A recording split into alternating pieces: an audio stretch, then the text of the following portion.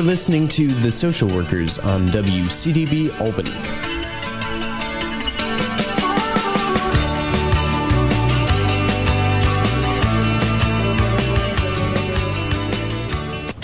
And welcome back. You're listening to The Social Workers on WCDB Albany. My name is Eric Hardiman, and I'm your co-host here with Alyssa Lotmore. Welcome back, Alyssa.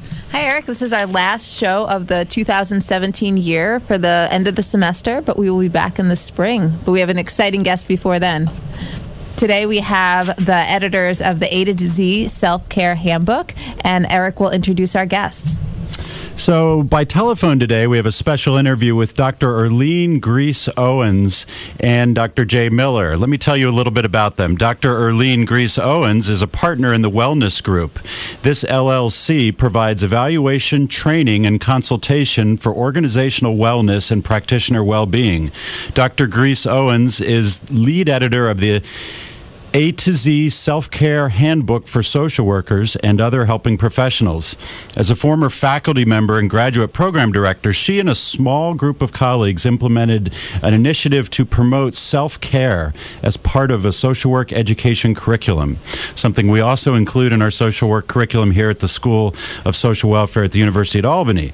Previously, Dr. Grise-Owens served in clinical and administrative roles. She has experience with navigating toxicity and dysfunction up close and personal. Likewise, as an educator, she saw students enter the field and quickly burn out. As a dedicated social worker, she believes the well-being of practitioners is a matter of social justice and human rights. She is on a mission to promote self-care and wellness. The other guest we have on is Dr. Jay Miller by telephone. We hope he's with us on the phone. We'll find out in just a second. Dr. Jay Miller is assistant professor in the College of Social Work at the University of Kentucky. Welcome to both our guests. Can you hear us? Yes, thank you, Alyssa and Eric, for having us on. No, thanks for having me. This is a perfect timing. I mean, for us in higher ed, it's the end of the semester, which is one of the most stressful times of the year for students and faculty. The holidays are coming up, so this is a perfect time to talk about the importance of self-care. Yes, it is. And please call us Erlene and Jay. My last name is actually Grise-Owens, just a point of clarification, but we're so happy to be with you today and appreciate your emphasis on this. Well, no, we're thrilled. So let's just jump right into this. And, can you tell us about why self-care is important? I mean, sometimes we hear the myths about self-care, that it's selfish, that it's only for the elite, that it involves money and time. But self-care is really something that's a necessity, especially in those in the social work and helping profession. So please just start off with why self-care is important. Well, as Eric, I'll start, and then Jay and I will chime in together. And I also want to mention our colleague Mindy Eaves, who is also a co-editor, couldn't be with us today because of a scheduling conflict. But the three of us and a cadre of social workers did the book because of the necessity of bringing self-care to the profession as a part of preparation. I think just pragmatically, when you see in the profession the level of burnout, and not just burnout in the sense of burning out to a crisp and leaving the profession, but also in terms of just decreased joy in the profession and decreased sense of meaning and commitment to the profession. That's something that needs to be addressed. And we've begun over the years, the last several years, to hear more about burnout and secondary trauma and these phenomena.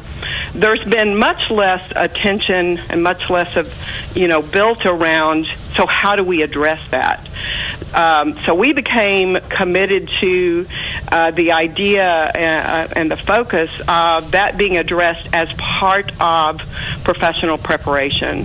So one of the main reasons it's important is that it is a part of who we are, how we operate as professionals, and a way of being professional, as contrasted with being a a nice catchword, or like some of the myths that it's a selfish thing to do. It's not selfish. In some ways, I even argue that it's selfish if one does not practice self-care, because then one ends up being less able to be present with clients, for example, or less able to be just healthy in interactions and in our ways of living out our roles as social workers. And it's not easy, and I'll let either you or Jay jump in, but it's not easy. Sometimes, this book, it talks about a plan. I love how you have the reflection and discussion questions, because sometimes we think, oh, self-care, I just have to go do X, Y, Z, but we really don't always incorporate that into our schedules, or if we try to do something, maybe we're going to go do something relaxing and we're not present there mentally because we're still thinking about all the other things that we have to do, or our clients' needs, or what's next. So how does I just want to ask, how you have, I said you have reflection and discussion questions at the end of each of these short chapters. Was that something intentional to get people to really think outside the box and say, like, okay, what do I need to do for me? How do I really incorporate this aspect of self-care? Well, yeah, I think so. Just kind of jumping back for a minute, we really view self-care as being important because the work is important and because the worker is important. And we really kind of look at this as kind of picking up on what Erlene said, is as an ethical issue. We have an ethical issue or an ethical mandate to provide the best service possible. And a mechanism by which we provide that service is to engage in self-care. And in terms of the reflection questions, what we really want to do is paint the picture for folks that self-care is not this ancillary extra thing that one does. Self-care is a component of adept social work practice. So the same way that we work on interview skills and assessment skills, we must also pay equal attention to working on self-care skills and thinking about ways to integrate that into our daily practice the same way we would other elements of social work practice.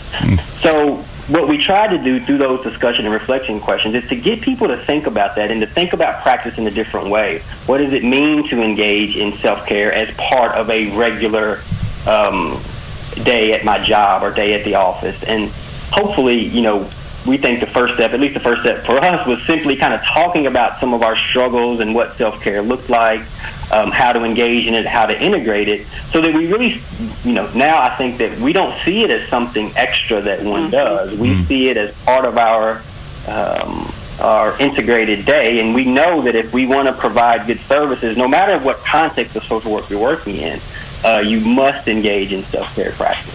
And in some ways, Jay, it sounds like what you're talking about is just the notion, not just, but part of it is the notion of being self-reflective, being self-aware as a social worker, but as a human being as well, and just sort of not blindly going through one's work, but thinking a little bit about the work and about what it means to be who you are in that work, if that makes sense.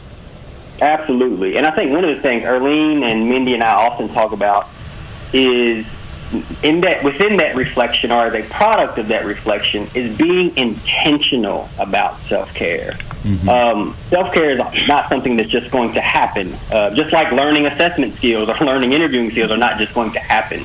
We have to be intentional about those things. Likewise, we have to be intentional about engaging in self-care, about the reflection that leads to self-care, et cetera, et cetera. So that intentionality is really important in terms of how we think about and go about engaging in self-care practice. And I like how you use the word intentional, because when we think about it as the individual, we have to, but also in our organizations, is our organization structured in a way that's going to allow me to practice self-care? I mean, we're fortunate enough to work in a school of social welfare where everyone's sort of aware, our dean and our staff are all aware of the importance of self-care. But, what happened if you're in an agency that an organization where self-care is not something that is a daily practice, or it's not something that's maybe valued by administration, what are some of the responsibilities of organizations that to help prevent burnout of your staff, to help make sure that your staff are able to fully be available and providing the best services to clients? That's a really good point. And part of the pushback, if you will, that we get around self-care is the idea that it's all up to the organization, that I could practice better self-care if my organization would change, which is absolutely true, that organizations have we believe and advocate, have an ethical obligation to their employees, to the culture of the organization.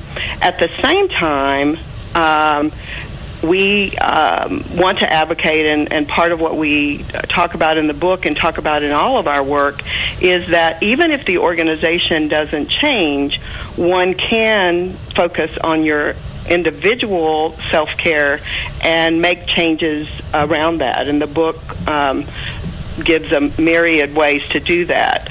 But also, an intent of the book is to provide a resource for organizations and systems to do professional development. So, Alyssa, you asked earlier about the point of the reflection questions or how those could be used.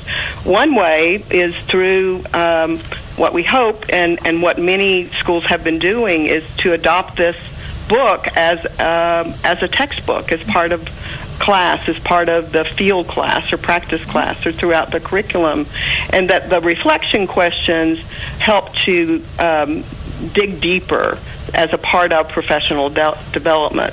Similarly, organizations could use it for professional development.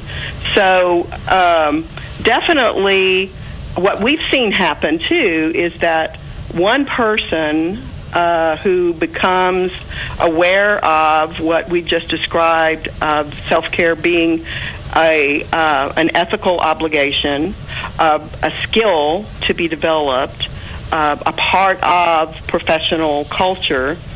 One person seeing that, having that vision and having that understanding of self-care can begin to change the culture of an organization, particularly, but not always, if they're in a leadership position. So one of the things that we've been advocating and working on with, for example, the LLC, is helping organizations understand and have the tools. Part of it is with any culture change, with any kind of development, professional development, the organization or the individual needs to have the resources to do that. And so that's part of our commitment, is to help organizations and individuals have the resources to do what self-care is essential and is core to our practice. And in some ways it's simple, but it is definitely difficult. Yeah. And so it requires ongoing and integrated attention. And I like how both you and Jay are both using the word integrated, and that this book can also be used in schools. And before the segment, I actually posted something on social media that you guys were going to be on today, and a professor from another university said, I use that book in my class with my students. It's a great book, because it really is. And for those who don't know and haven't yet purchased it yet or read it yet, the A-to-Z Self-Care Handbook, it really is A to Z. You go through in all the chapters. The first one is awareness, then balance, then connection. So can you talk a little bit more about the book and sort of how you go through, A to Z, about all these different areas that we can practice and learn and take better care of ourselves? Well, one of the things is that that we want to emphasize is it was written, we were the co-editors, Jay, Mindy, and I, and the entries were written by and for social workers in various points of their career, in various places, and from really varied perspectives. So that an intent of it that was that it wouldn't be a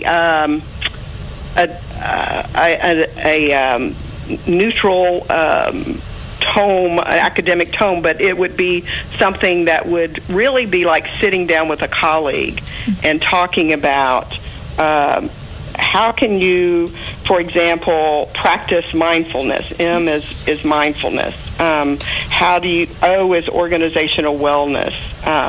P is professional development. So taking into account pretty much every aspect of self-care that you can think of that can be integrated personally and professionally, and having an entry about that, both with some resources related to that and from the lived experience of the writer, who is a social worker living this. And that's what I really enjoy about this book, because it does have, it's not academic like a textbook with, just the basic standards of, social work should be done and here's why. It really is like you're sitting with a colleague and going through, certain experiences and being able to say, hey, I'm going through that too. What are they doing? What are other people doing? And it is academic in the sense that there are citations, there's some research behind what people are saying, but it's that personal experience, and you're getting like, how have other people handled this, or other people go through this too? Because I think so many times as social workers, even though we're with other social workers a lot of the time, sometimes we still feel like we might be the only ones going through something, or maybe I'm the only one who's having a hard time, handling, working with this client, or the stress is increasing. Maybe it's just me. And I think this book shows that other people are going through similar things. You still have to take care of yourself, and here's how to do that. Here's how to move to that that part to make sure you're be able to be present with your clients. Yeah, and I think too, we often joke this book kind of started as a class assignment that Erlene and I would do in a practice class that we co-taught, and we began to see that there's much more complexity here that we need to start grappling with, and started talking about the book. But at the end of the day, we really wanted the book to be accessible. We wanted folks to be able to pick it up and read through and peruse and put it down and come back to it as they kind of gained levels of understanding related to self-care.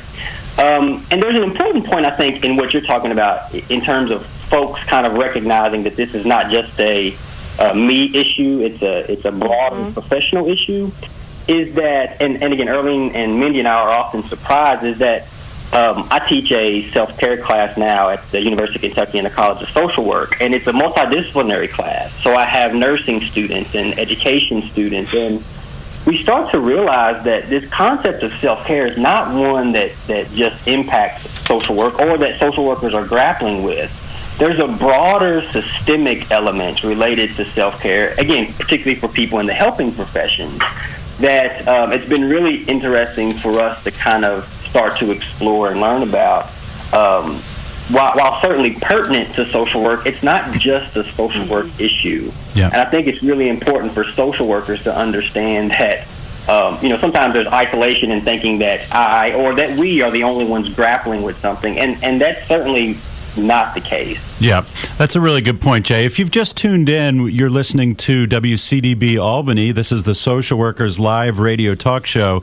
My name is Eric Hardiman. I'm here with co-host Alyssa Lotmore in the studio, and we have with us, you've been listening to and will continue to talk with Dr. Erlene Grise-Owens and Dr. Jay Miller, both co-authors, editors, I should say, of the A-to-Z Self-Care Handbook for Social Workers and Other Helping Professionals. So let's get back to our conversation. Jay, you just mentioned an important thing, that self-care is not something that's just for the social work profession. It's, there's so many other disciplines, so many other areas of practice that people are involved in, that self-care is still a necessity. And I find that class really interesting, that you have so many, there's multiple disciplines in the one class you're teaching, and they're all there to sort of learn about self-care and how to practice it.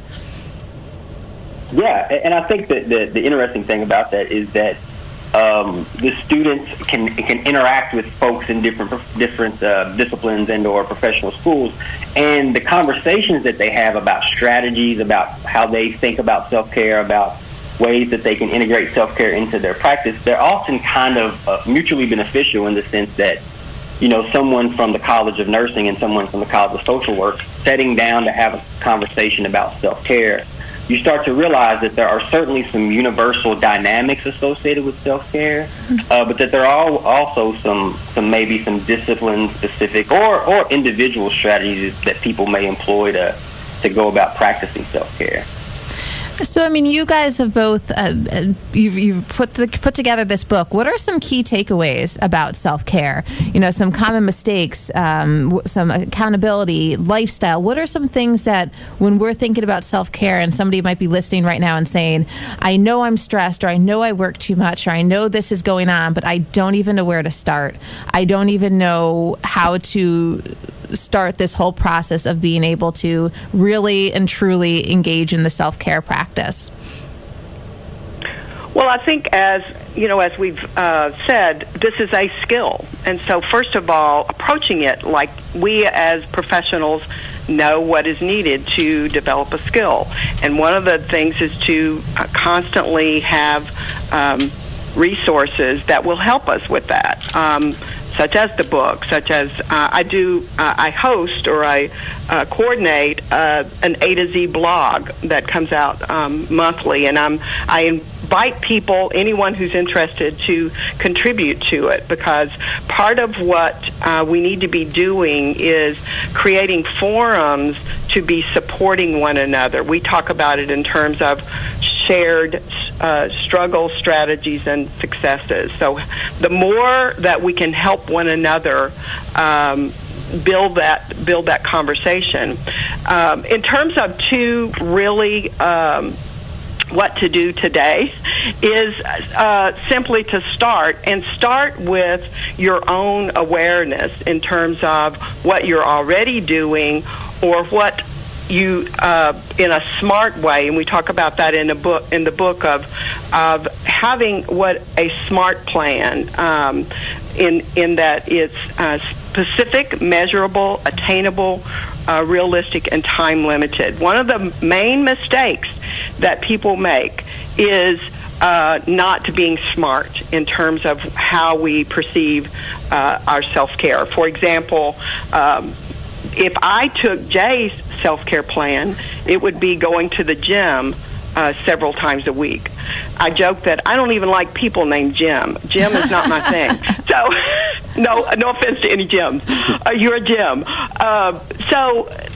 But my self-care is walking and yoga, and starting out slow with that, because K in the book is around the Kaizen method and the idea of small steps create success. Mm-hmm. So literally, for me, it started years ago with getting a pedometer and doing a baseline of how many steps I took during a week, and then starting from there. Instead of having this unrealistic expectation that by next week I'm going to change and become, a gym person, or I'm going to change and take on somebody else's self-care plan. So start with a smart plan, and start with small steps. Yep. And also realize and recognize that self-care, achieving self-care, is not a destination. It's a continuum. It's a continual process. And so often people will think about, well, I'm going to get to a place where I'm practicing self-care, and that's great. But I think that there's some limitations associated with looking at it as a destination to get to, as in contrast with a process that I'm going to engage in. It's incorporated into lifestyle. It's it's something that's yep. Yeah. Well, I think too another really important strategy that folks can do is realize that they don't have to do it by themselves. Erlene and Mindy and I and some other folks, we will often talk about the use of accountability groups. And as Erlene alluded to, we're kind of like the self-care odd couple, because what I do for self-care, Erlene would never do. And quite frankly, what she does, I would never do. Yeah. But the place that we kind of come together is around the accountability of that. So having a group of people or another person to talk to and to engage with and to share in the struggles that you may be having in achieving self-care, things that are working, things that are not working, celebrations that you may have. Hey, I made it to the gym today, or I reached my goal in terms of my steps. It's really important to share those with folks because it provides a mechanism of accountability and, maybe more importantly, a mechanism of support. I really like that because I'm like you, Jay. I'm the gym person. I'm there every day. But, the people that I'm around are not always there. And I like this idea of the accountability group because we all do have different areas that we, sort of, that's our place for self-care, that what we do to sort of relax and de-stress and just, try to, calm ourselves, I guess, in the sense. But, finding ways to say, did you engage in self-care? Whatever that is for you, is that something that, you're doing? So I like that idea of that accountability group. It's something I haven't really thought of too much about, and I thank you for sharing that. On the form of the self-care plan, one of the columns is accountability, and that really is key. It doesn't have to be another person, although that's typically but what we have found is that almost universally, accountability has to be part of the plan. It could be as simple as putting on your calendar or having apps that remind you to get up and walk, that there's some kind of external, because a lot of our problems with self-care is honestly that we're so accustomed to helping others and being other-focused that it is a real shift to focus on self and one's own care. Sure. And so having that some kind of external accountability. And then what you were saying, Alyssa, about it being a lifestyle, it's not something you do after work exclusively. It's how you work. So really being attentive to how you move through your day and what are some small shifts that you can make that's integrated into your professional life and personal life. That's a real key. Is that it's because people often think that it's going to the spa or going to the gym and that's it, period, versus looking at one's own lifestyle and what are some small shifts. It could be as simple as having a nature scene up on as your screensaver, or taking advantage of the opportunity to. I often do walking meetings instead of sitting in the office and talking to, walk around and have a meeting. Yeah. So it's that idea of constantly looking at the way you go through your day and life in terms of lifestyle. Great suggestions and great reminders. We're just about ready to wrap up, and I have one kind of last question, and hopefully this is not a loaded doorknob type question. But without getting political necessarily, I'm curious to hear your perspective on, the last year has been a really fascinating year in this country, and certainly in terms of what I like to think of as sort of a collective anxiety. And I think that affects everybody, but it certainly affects social workers and other helping professionals who are helping more vulnerable individuals and communities. And I'm wondering if you have a sense, is the concept of self-care either becoming more important, or is it shifting in this age when, we're sort of at an interesting place nationally, if I can talk in sort of clouded ways, I guess? Well, I think that's and again, not to be political, and I always say, and Erlene always says, we try not to make judgments, we just make observations. But after the last election, the HuffPost ran an article, and one of the most commonly Googled terms was self-care. And I think that historically, self-care is not a new concept. The concept of self-care has been around for a long time. It's just that historically we viewed it as kind of this medical thing that we tell clients or patients to do in order to take care of themselves. So I think that the self-care movement, if you will, is really gaining some traction because people are recognizing the context in which practice is occurring. And that context is becoming increasingly complex, increasingly stressful, and research kind of bears this out. And I think folks, or at least I hope, and again, there's some research to suggest that folks are starting to realize that self-care is important, and there's a recognition that folks should be engaging in self-care. Now, the next kind of phase that we're going to be in that we hope to kind of help with is, well, what does that look like and how do folks do it? Because we often talk to people who know they need to be engaging in self-care because of many different contextual reasons and things going on in the world. They just don't know how or don't know how to get started. And so we want to make sure that folks have resources or strategies, or as Erlene said, start to develop skill and competencies around how to actualize what they know should be happening. And I think it's certainly an excellent point to take that context matters, and things going on will highlight the need for self-care, but will also simultaneously make it perhaps more difficult to engage in. That's why we really advocate for that reframe. It's kind of the theme we've been talking about the whole time here. It's a reframe. It's not something extra that you do. It's not an ancillary thing. It's something that you integrate into your life. It's the way that you are. It's the way that you be, if you will. Yeah. And I mean, I think this book is a really great tool for not only students but for professionals, and really for anyone who's really trying to figure out, how do I incorporate self-care in my life, because it is such an important concept. And like you said, sometimes people Google self-care, but really, what do they think that is? Do they really understand what it is? And the fact that you're talking about, here's what self-care is, here's how you create a plan, it's really beneficial. And for those who are interested in learning more about this book, you can go to www.socialworker.com.